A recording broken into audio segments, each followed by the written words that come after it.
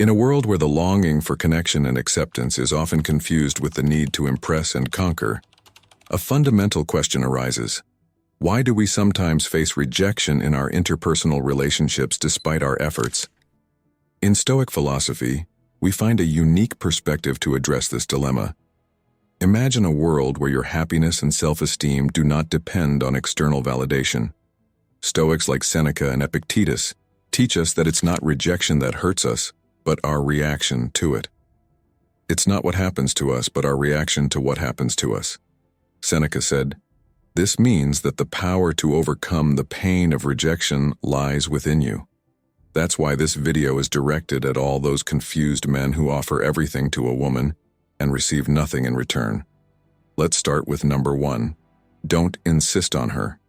From a Stoic perspective, insistence in relationships, especially in a romantic context, can be seen as a manifestation of lack of self-control and a misunderstanding of what truly matters in life.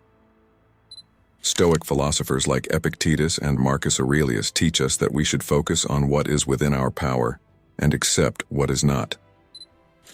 Trying to gain someone's affection is not only ineffective, but also reveals an unhealthy dependence on external approval. Epictetus, in his work, The Enchiridion, reminds us that we must differentiate between what depends on us and what doesn't. The emotions and actions of another person are beyond our control. By insisting, we not only deviate from this fundamental Stoic principle but also place ourselves in a position of emotional vulnerability, where our happiness and self-esteem depend on another's response. Moreover, Marcus Aurelius in his Meditations highlights the importance of internal strength and self-sufficiency. By insisting on a relationship, we show a lack of these qualities. Therefore, from a Stoic point of view, the key is not to insist on a relationship but to cultivate inner strength and self-acceptance. By doing so, we not only become more attractive individuals but also develop greater emotional resilience. Number 2, don't give her things.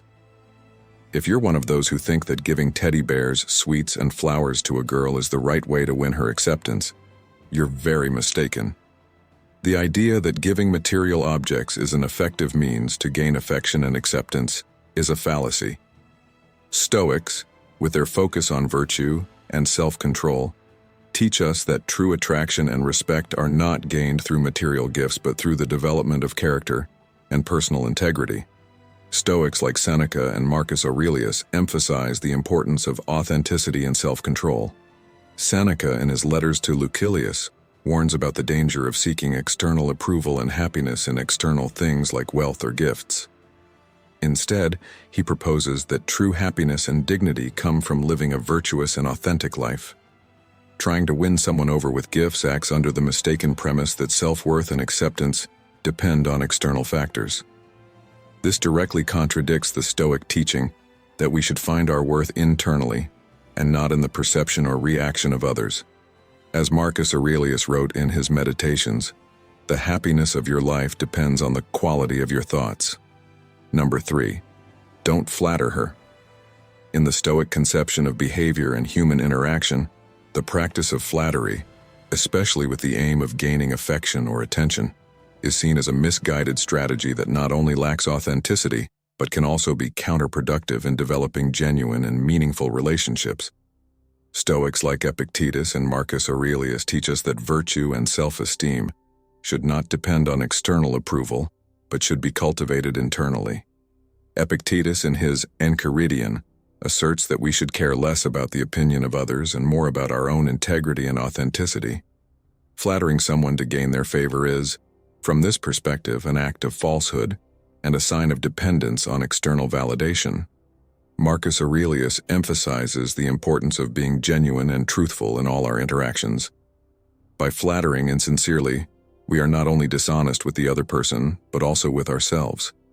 This behavior is inconsistent with the Stoic ideal of living a life based on truth and authenticity. Moreover, the practice of flattering to win someone over suggests a lack of confidence and self-worth.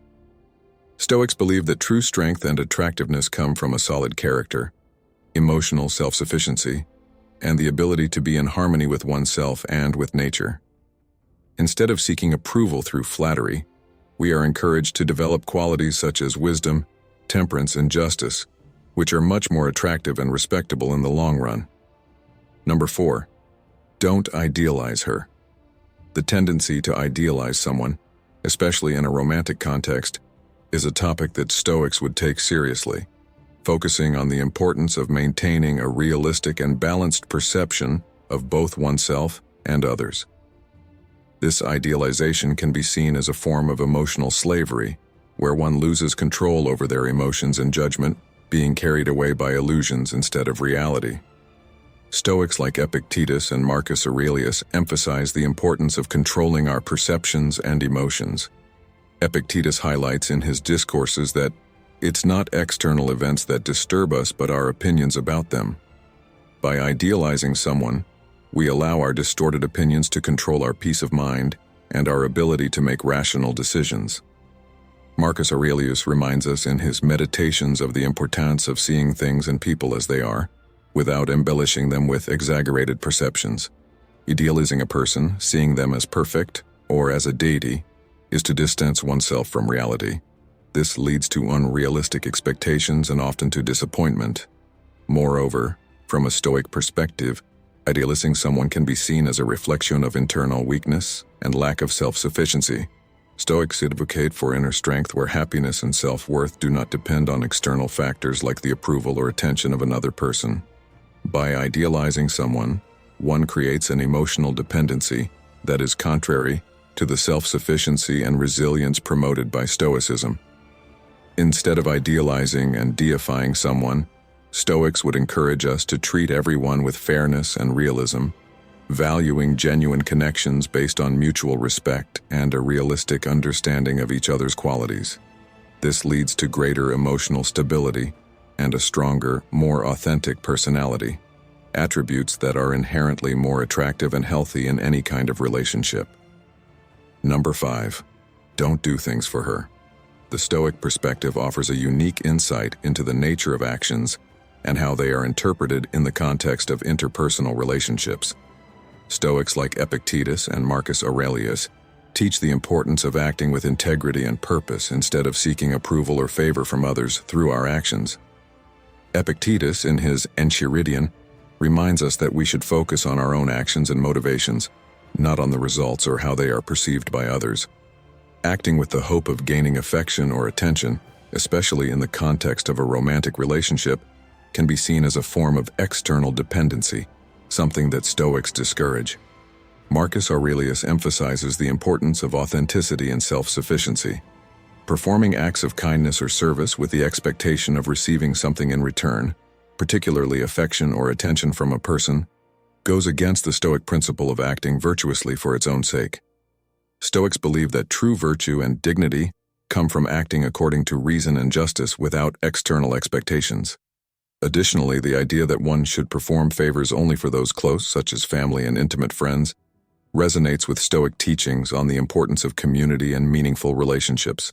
However, it is crucial to understand that kindness and generosity should not be conditioned by the expectation of reciprocity, especially in romantic contexts. Number 6. Don't give her money. The Stoic perspective on relationships and the management of resources such as money focuses on authenticity, self-sufficiency, and the rational use of personal resources. Stoics like Epictetus and Marcus Aurelius teach that our actions and decisions should align with virtue and wisdom, not with the pursuit of approval or affection through material means. Epictetus emphasizes in his work, Discourses, the importance of focusing on what is under our control and acting according to reason. Giving money with the hope of gaining affection or attention is an act that reflects dependency and a misguided search for external value. This goes against the Stoic principle of seeking happiness and value internally. The great Chrysippus reflects on the importance of authenticity and self-sufficiency. Using money to try to influence someone's feelings or perception is a form of self-deception and lack of authenticity. Stoics believe that true dignity and respect come from being true to oneself and living a life guided by virtue and self-control. Furthermore, the idea of losing someone's respect by giving money in hopes of affection relates to Stoic teachings on self-respect and integrity. Stoics advocate for maintaining self-respect and not compromising personal integrity for the desire for approval or love. Number 7. Don't be sentimental. Contrary to popular belief, and despite the notion that women are attracted to men who show their feelings and vulnerability, you should never expose yourself as fragile to others, especially to women. A woman may say many things externally to please others, but deep down she knows perfectly well that sensitive and affectionate men do not attract her. What she seeks is a masculine man who does not resemble her in every way. The idea that sensitivity or emotional expression are inherently unattractive or a sign of weakness does not align with Stoic teachings. Stoics believe that true strength includes the ability to confront and understand our emotions, not simply repress or deny them. Additionally, the notion that one should act in a certain way to be attractive to others contradicts the Stoic principles of self-sufficiency and authenticity. Stoics encourage us to seek internal approval rather than external, and to live according to our own values and principles. Number 8. Don't give her your time. If you're always available for a girl or constantly postponing your activities to see her, she may not see you as an attractive man. A man who is always available for a girl is a man afraid of losing her, someone with little character, experience, and few options as he clings to the little female contact he has. A woman notices when a man is weak and desperate, and by always being available for her, you let her know that. In this situation, the woman may appreciate your obedience but will neither respect nor find you attractive, seeing you only as her shoulder to cry on, her comfort friend, but never as a masculine figure. If you have a girlfriend and you're the type of man who's always available for her, I have bad news for you. She'll get bored of you as you convey desperation and fear of losing her, behaviors that are very undesirable for a woman.